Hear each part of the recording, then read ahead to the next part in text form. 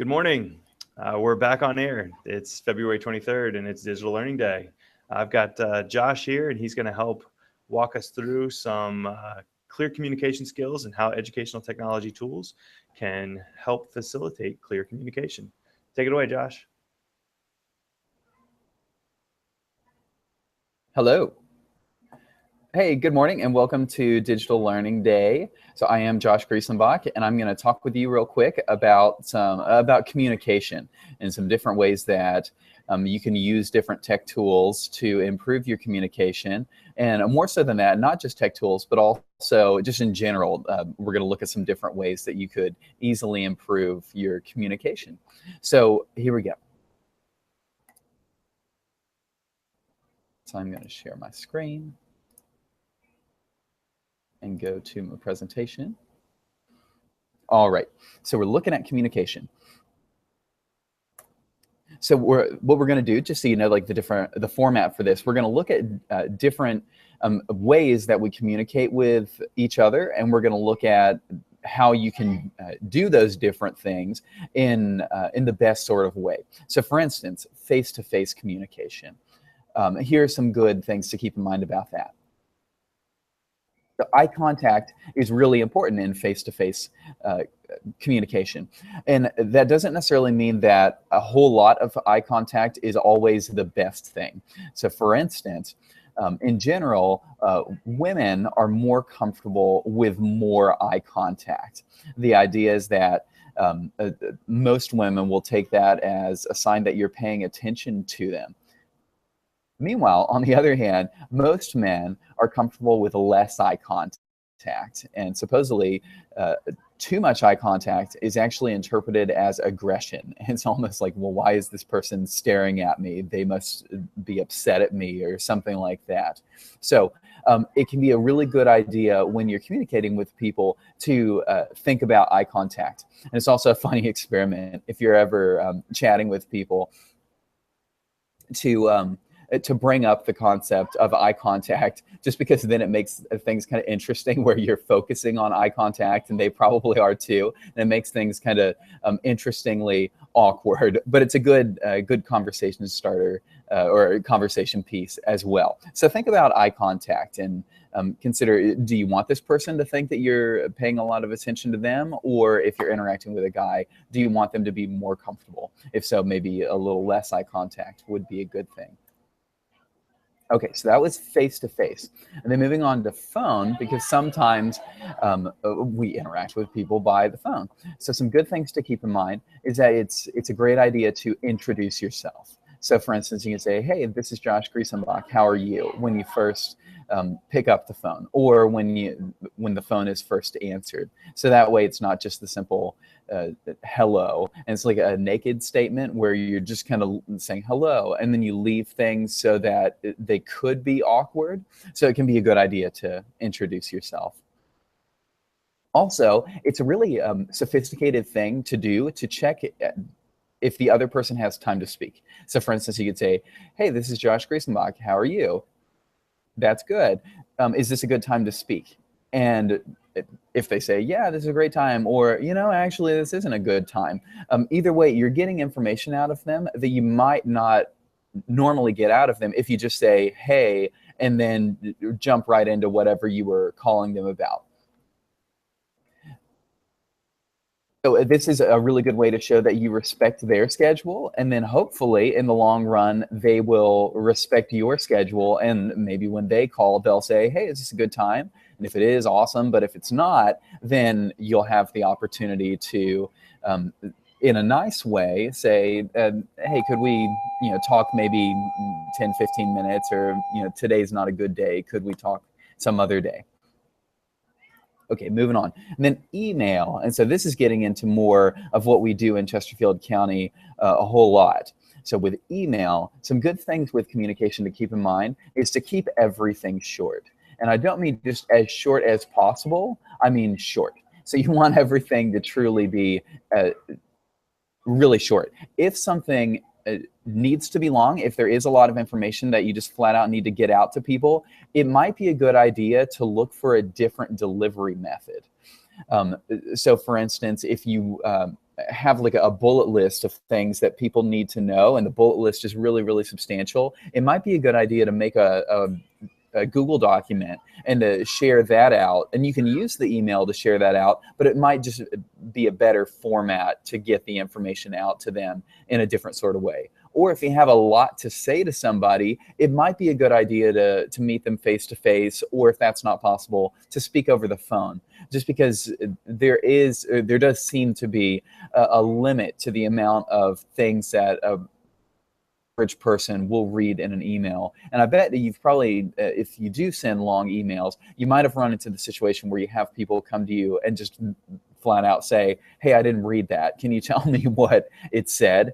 And not necessarily that that's a good thing, but that is something that happens. So keep everything short, not as short as possible, but actually short. If it needs to be longer than that, then maybe look for a different delivery method.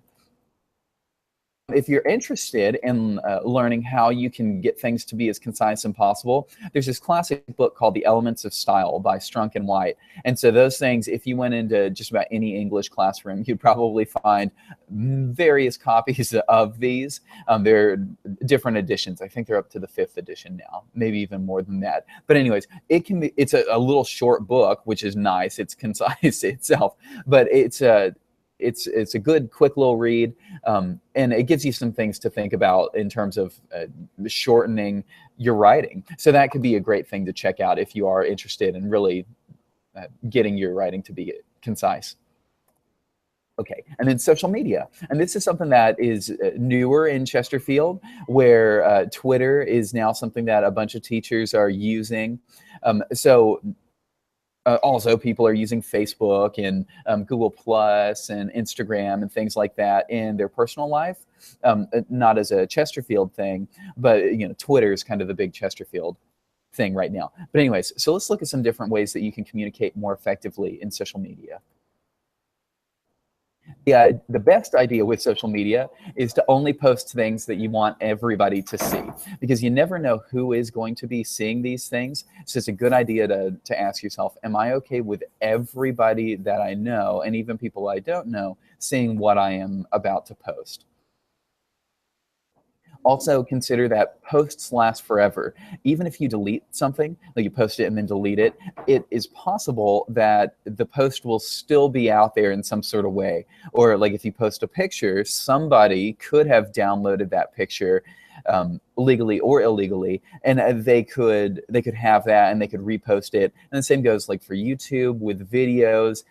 People aren't supposed to download your videos, but it's possible that people could. So just always be really careful that the things you put out there, once you put it out there, you kind of lose control over it. And even if you delete it, it could still come back later on. So be really careful. Be sure to obey the social media platform's social code. And what I mean by that is like Facebook, for instance, it's for family and friends. And so doing the sorts of things that you want your family and friends to see, that's a good idea.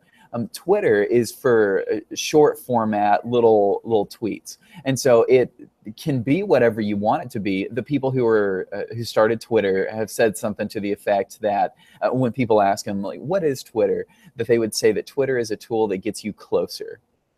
And whatever that means to you, like it gets you closer to athletes or sports teams, or it gets you closer to your favorite artists, or it could get you closer to your professional learning network.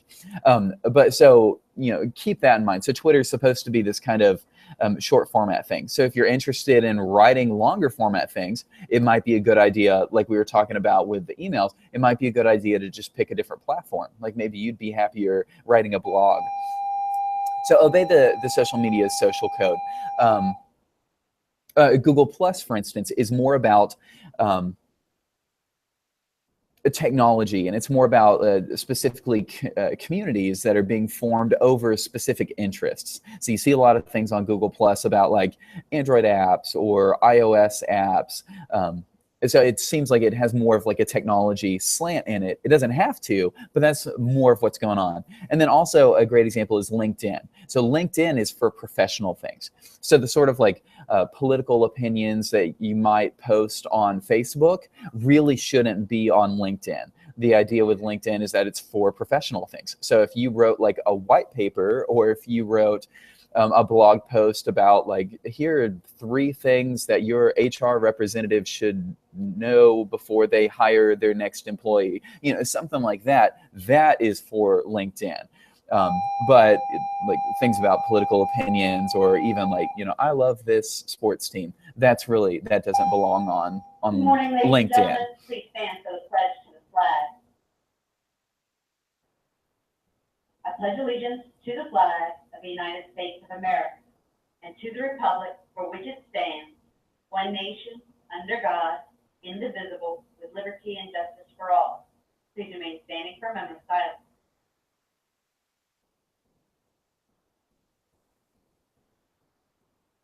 And also with social media. So for instance, like we talked about, Twitter is short, it's for fun bits of information, LinkedIn's for professionals, and Facebook is for friends and family. There does come a point when it's a really good idea to meet in person with whoever you've been interacting with. Like we were talking about that, how you might have a situation where you've been interacting with somebody through email or maybe even social media or over the phone, and there might come a time when it's a good idea to just kind of pull the plug on interacting in that way, and it might be a good idea to meet that person in person. So here's some different ideas that you might keep in mind. When it seems like someone might be upset, it's a really good idea to meet that person in person, because you could just flat out be miscommunicating. Like maybe the person is actually upset, but maybe they're confused as to what you're talking about, or you're not necessarily confused, but you're just miscommunicating. So it's a good idea to be face to face to square away any sort of confusions that could be popping up. So simply interacting face to face will change everyone's behavior, because people are more friendly in person for the most part than they are when they're behind a keyboard or they're speaking over the phone. Also, when you're speaking back and forth with somebody and you go back and forth 3 or more times, it's probably a good sign that it's time to meet in person, just because it's going to be simpler than it would be to keep emailing back and forth or texting or something like that. So the fact that you've gone back and forth 3 or more times says that there's probably enough meat to the conversation that it would be a good idea to get together with the person in person. Okay, so general tips about communication that can follow through any sort of outlet for interacting with people. Always be specific when saying thanks. So for instance, instead of just saying thanks, you could say thank you for holding the door, or thank you for being so nice, or thank you for getting that for me, and be specific about what that is. And the idea with that is, you know, if we just say thanks when something really is important, we're kind of saying the same, we're saying that we appreciate somebody for doing this really important thing in the same way that we might say to somebody for simply like holding the door, or for picking up a pencil for you, or something like that. So it's a good idea, especially when you really want to show appreciation, to not just say thanks, but to say thank you for, and then be specific about what you're thanking them for. Also, for most harmony, mirror the speed and volume of the person that you're speaking with. Usually people will speak with a volume and a speed that they're most comfortable with. And so if you want the experience to be harmonious, it can be a good idea to kind of let them speak and see what their speed and their volume is, and then you could mirror that. But if you want to change the mood that they're in, you can try to speed things up or to change the volume, and that can work. It might not work, but you could. So if you were in that situation where you were deliberately trying to change what the other person, their speed, their volume, kind of like their mood, if you were trying to do that, that's a way that you could try to do that. Okay, so a takeaway for you. So if you go to bit.ly/2 lowercase LKR and then all uppercase WRD, you've got a quick takeaway that has this short little information about everything that we just talked about. And also, so let's stay in touch. So I am on Twitter at edtechjoshg. And of course, you can also reach me through email at Joshua, Joshua _Griesenbach, Greeson, B as in boy, ACH at ccpsnet.net. All right, and I thank you so much for your time, and I hope you have a good, happy digital learning day. Thanks everybody for dialing in. Thank you, Josh, for talking to us about clear communication and some things we can do to be better communicators.